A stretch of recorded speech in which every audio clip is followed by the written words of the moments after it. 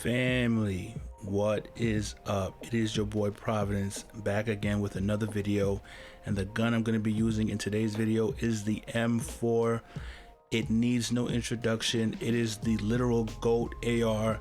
If you've been playing Call of Duty for any amount of time, especially the Modern Warfare series, you know about this AR. So I'm going to have the best class setup for Modern Warfare 2 2022 at the end of the video. But for today's commentary, guys, I wanted to share a quote that I came across from the legend himself, Martin Luther King Jr. He said this: "We must accept finite disappointment, but never lose infinite hope." And when I read that, man, that thing hit me. I mean, let's be honest, right? I mean, if you live life past anywhere, I don't know, early infancy, you've probably been disappointed at some point in your life. Disappointment is seemingly everywhere. You can be disappointed in yourself, maybe your own habits, the things that you've done, maybe that you're ashamed of, or maybe the things that you've done to hurt other people. Other people can be disappointed in you. You can be disappointed in the relationships you have, romantic relationships, family relationships, friendships. You can be disappointed in your career. You can be disappointed in your relationship with God. I mean, it seems like disappointment is just around the corner if you just live life. I mean, we set goals and expectations in many areas of our lives, and often those expectations are not met. And maybe those expectations may be unrealistic. Maybe we might have false expectations. Maybe we place too high expectations on a particular person or thing. But sometimes we have very reasonable expectations, and our expectations still don't get met. And when that happens, inevitably, we will be disappointed. Family, disappointment is inevitable. But how we react to disappointment, how we process disappointment, is up to us. The story we let our various disappointments tell us about ourselves, people, various relationships, God, how we let disappointments shape our worldview, all of that is up to us. And what I have found, and maybe you guys can relate to this, is that when I feel disappointed, especially things that had really had expectations for or had really hoped for, when I experience a disappointment, it really brings me to a place where I just stop having expectations, stop having hope. I just, there's something about, I don't know if it's your ego.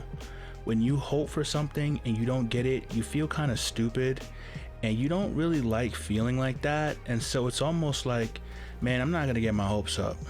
I'm reminded of that time in Endgame when Black Widow meets up with Hawkeye when Hawkeye is on this killing spree to rid the world of all evil, and she basically tells him like, hey, I think we've got a way to bring everybody back. And he looks at her and he goes, don't give me hope. Why does he say that? Well, because there's a special type of pain you feel when you have expectations and your heart is attached to a particular outcome and it doesn't happen in the way you envisioned. You can be really, it's a special type of pain you may feel. And so it becomes easier to just simply lose hope, to not hope, to not allow your heart to be attached to a particular outcome. Sometimes the disappointment produces such pain that people view hope as the enemy to their own peace and mental stability, and would rather simply give up on hope in order to limit the pain they feel because of their dashed expectations. But we cannot become so disillusioned that we adopt Hawkeye's endgame mindset. We don't have to let our current disappointments create a narrative that robs us of our hope. We can never get to the point, or we should never get to the point, where we view hope as the enemy. So MLK says we must accept finite disappointment, and I want to key in on that word accept. We must accept it. We can't run from disappointment. We shouldn't be in some state of denial. We shouldn't act like it isn't there. We shouldn't distract ourselves from our various disappointments, whether it's through various forms of escapism. We see that a lot when people just become disaffected in life. We have to accept the disappointment. We have to face it. We have to process it, come to terms with how real it really is. But as we choose to face our various failures, disappointments, dashed hopes and dreams, we must make sure that we do not give it too much power. According to the MLK quote, we have to remember that it's finite. And what does finite mean? It means limited. It means that it has an expiration date. It's the exact opposite of infinite. You know, the saying goes, trouble don't last always. I think sometimes we forget this and we actually believe that our disappointments are what's infinite and our hope is what becomes finite. But we've got to flip that. We've got to remember that the disappointments themselves are finite. If we have a mentality that refuses to give up on hope. The nature of hope is that it is everlasting. As long as there are good people willing to try, no situation is above repair. As long as you have a never say die attitude, any disappointment can be overcome. Ultimately, hope is everlasting because God is everlasting, and hope is a reflection of his character, and it is grounded in his goodness. We have hope because God acts and can intervene in any situation. So no disappointment is final as long as God lives. And this is what Martin Luther King Jr., who was himself a preacher, believed. This is what strengthened him and motivated him to continue to fight for civil rights, even when he met opposition, even from people who claimed to be religious. And there was all sorts of, beatings and killings. And, if you watch some of the footage from back in the day, you had people participating in these marches who were getting hosed down, bitten by dogs. What allowed for MLK to continue to fight through that? It was a hope grounded in the fact that they were standing for a righteous cause and God had their back.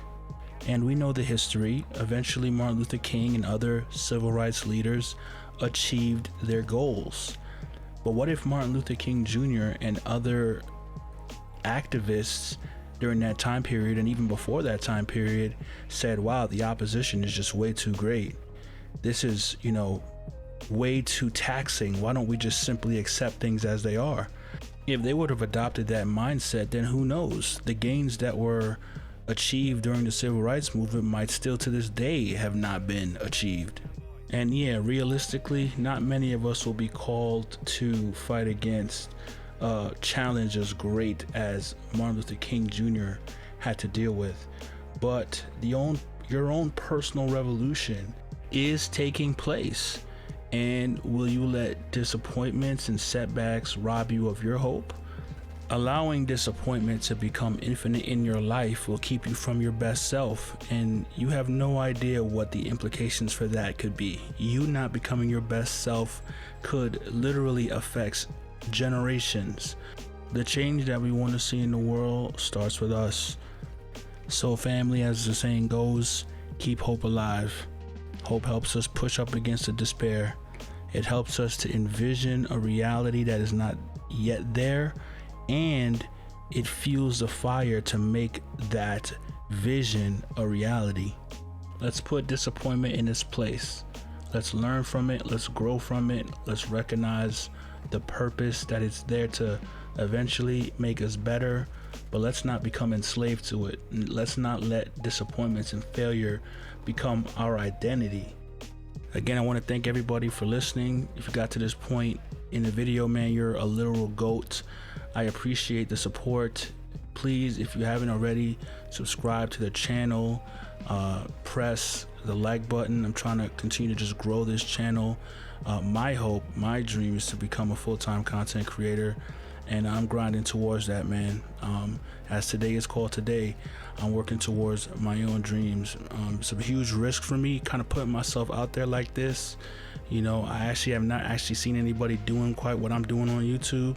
Not trying to toot my own horn, but I am, taking a risk here. So I'd appreciate the support. I appreciate the kind words, and you know, thank you so much, man, for listening. This has been Providence, and I will see you guys in the next video.